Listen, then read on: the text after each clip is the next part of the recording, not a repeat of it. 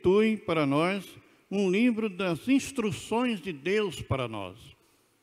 E Deus deixa para nós tudo aquilo que nós precisamos fazer para obter a vida eterna.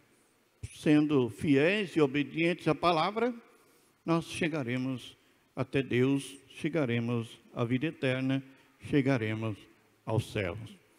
E é por isso que a palavra sempre nos instrui. E neste final de semana também, a palavra nos dirige uma orientação, uma chamada de atenção sobre a nossa vida. Começando pelo texto do Evangelho que nós acabamos de ouvir, Jesus conta uma parábola.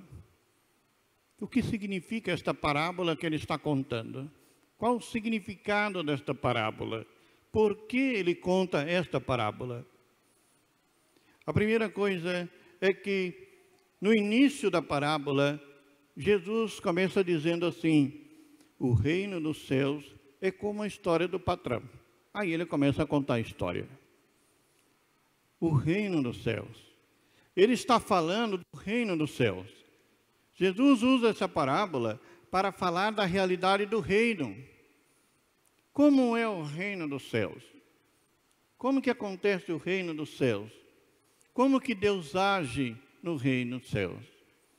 É por isso que ele está falando essa parábola. E aí ele conta essa parábola para dizer o seguinte para nós. A vinha é o próprio reino de Deus. Todos aqueles que trabalham na vinha, que somos todos nós chamados a sermos operários na messe do Senhor, somos todos nós trabalhadores na messe do Senhor. E o pagamento, o que é? O que é o pagamento? Aquilo que na parábola ele fala, e a moeda de prata, é o pagamento pelo dia de trabalho. No reino dos céus é a vida eterna, é possuir o céu. Esse é o pagamento. Por tudo aquilo que a gente vive nessa vida, pelo trabalho que fazemos ao longo desta vida para chegar a Deus, o trabalho de observar a palavra de Deus, de observar os mandamentos de Deus, de pôr em prática a palavra de Deus, isso vai concluir lá no fim de nossa vida com o pagamento, entre aspas, porque nos trata um pagamento, mas a recompensa que Jesus fala no Evangelho, já tereis a vossa recompensa. Qual é?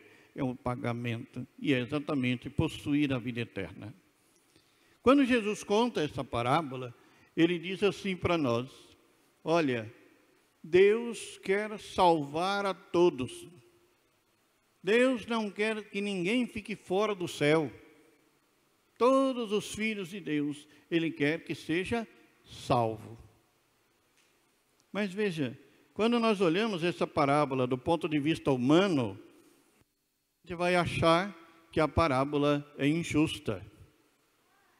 Porque, afinal de contas, ele chamou alguns trabalhadores na parábola, não é? Um começou a trabalhar bem cedinho, trabalhou o dia inteiro. O outro foi chamado 1 hora antes de encerrar o expediente. Encerrava às 6, às 5 horas foi contratado. Trabalhou 1 hora só, mas o pagamento foi o mesmo. Parece injusto. Parece muito injusto. Mas isso é para a gente entender que quando Deus age na realidade do reino dos céus, é diferente dos nossos conceitos. Jesus já tinha falado disso várias outras vezes, que no reino dos céus é diferente daquilo que vivemos neste mundo. E então, o que ele quer dizer então com isso? Ora, se uma pessoa, ouvindo a palavra de Deus, se converte, vamos supor, fazendo uma hipótese a partir daquilo que Jesus também fala no Evangelho. Imagine que há 50 anos atrás, uma pessoa ouviu o Evangelho, se converteu, se tornou discípulo de Cristo, se tornou um fiel observador da palavra de Deus, rompeu com todo o pecado na sua vida, se converteu de verdade, se tornou um cristão católico fiel de verdade. Um católico, um cristão de verdade, seguidor de Jesus Cristo. Isso há 50 anos atrás. Aí ontem, um outro que ouviu o Evangelho ontem, se converteu, mudou de vida e quer seguir a sua vida andando na lei do Senhor. Pergunto, o reino dos céus tem mais vantagem para aquele que se converteu aos 50 anos do que a esse que se converteu ontem? O que converteu-se aos 50 anos tem mais vantagem do que aquele que se converteu ontem? No reino dos céus, não. Por quê? Porque o pagamento no reino dos céus é a vida eterna. E a vida eterna vale tanto para aquele de 50 anos convertido, quanto aquele que se converteu ontem. Porque o reino de Deus é assim, é destinado a todos. Ou seja, o que Jesus quer falar na parábola é o seguinte: Ele não quer que ninguém se perca. Desde os primeiros que ouviram a mensagem de Deus, até o último a ouvir a palavra de Deus. A todos é destinado o reino nos céus, a vida eterna. Então, esse destinatário da palavra de Deus, que é garantida a ele, como Cristo que morre na cruz para nos salvar, derramou seu sangue para que todos nós tivéssemos a vida eterna, abriu as portas dos céus para todos nós. O que Jesus quer mostrar é que a misericórdia e o amor salvador de Deus alcança todo mundo, desde aqueles que ouviram a palavra 2000 anos atrás, como nós que estamos ouvindo hoje. O reino de Deus é para todos nós. Se nós ouvirmos essa palavra e nos convertermos, o prêmio que é a vida eterna vale para nós, como também valeu para quem ouviu há 2000 anos atrás. Entende? É isso que Jesus quer falar com esta parábola do Evangelho. Então não importa, Deus não perde tempo para nos resgatar. Até o último instante deste mundo, até o último minuto de vida, Ele está insistindo, buscando, querendo que a gente volte para Ele, porque Ele quer nos salvar. É por isso que na primeira leitura, Ele dirige uma palavra a todos nós, como dirigiu ao povo na época do profeta Isaías. Deus falando ao povo, através do profeta Isaías, Ele diz assim: buscai o Senhor enquanto pode ser achado. Quer dizer, Deus está sempre trabalhando pela nossa salvação. E a pergunta é, e nós estamos trabalhando pela nossa salvação? Estamos fazendo o que pela nossa salvação? Por isso, a palavra de Deus chama a nossa atenção. Buscai o Senhor Deus. Buscai o Senhor Deus enquanto é tempo. Busque enquanto é tempo. E mais ainda, a palavra diz assim: abandone o ímpio seu caminho.